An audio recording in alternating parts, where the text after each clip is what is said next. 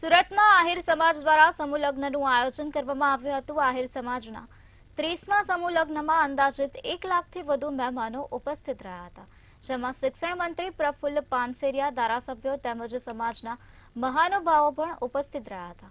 લોકોને ઉપયોગી થાય અને ખોટા ખર્ચ બચાવી લગ્ન કરાયા હોવાની પહેલ આહિર સમાજ દ્વારા કરવામાં આવી હતી, જેમાં 255 નવદંપતીઓએ પ્રભુતામાં પગલાં માંડ્યા હતા।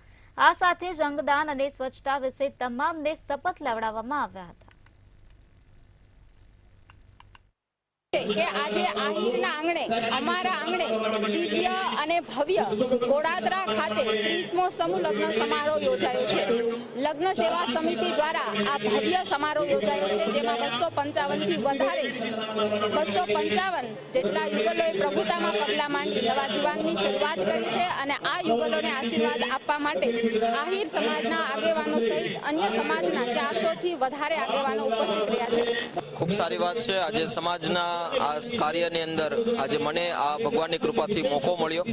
સમૂહ લગ્ન જો કે 18 વરણ અત્યારે પોતપોતાની યોગ્યતા પ્રમાણે કરી રહ્યા છે, પણ હું દરેક સમાજને એક જ વાત કરીશ કે સમૂહ લગ્ન સમાજના જે પણ કઈ રીતિ રિવાજો છે એને સાથે રાખી નવયુગલો અમારી જે જનરેશન છે એને સમજવું જોઈએ અને હાલની આ વધતી જતી મોંઘવારી જે છે, ખાસ કરીને નતનવા એકબીજાને દેખાડવાના શોખો, જેને આપણે પોતાના રીતિ રિવાજો ભૂલી રહ્યા છીએ અને ધર્મને સાથે રાખી ધર્મના માન માટે જો આપણે ધર્મની રક્ષા કરીએ, આપણી સંસ્કૃતિની રક્ષા કરીએ અને લગ્ન સંસ્કાર વિધિને આપણે જે આપણા ઋષિમુનિઓ દ્વારા જે કરવામાં આવી રહી છે, બસ એને ધ્યાનમાં રાખીને આપણી આવનારી પેઢી પણ એમાંથી શીખે। જો ધર્મનું ધ્યાન રાખીશું તો ધર્મ આપણું ધ્યાન રાખશે, બસ એ જ। અને આ આહિર સમાજના સરસ મજાના આયોજનની અંદર આ તમામ કમિટી મેમ્બર, તમામ સભ્યોનો ખૂબ આભાર માનું છું કે આજે મને અહીંયા ઉપસ્થિત રહેવાનો મોકો મળ્યો।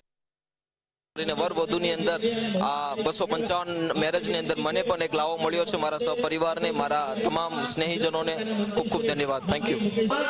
આહિર સમાજ સેવા સમિતિ સુરત દ્વારા આજે સુરત ખાતે 30મા સમૂહ લગ્ન સમારોહનું ભવ્ય અને દિવ્ય આયોજન થઈ રહ્યું છે, જેમાં 255 નવયુગલોએ પ્રભુતામાં પગલાં માંડ્યા છે।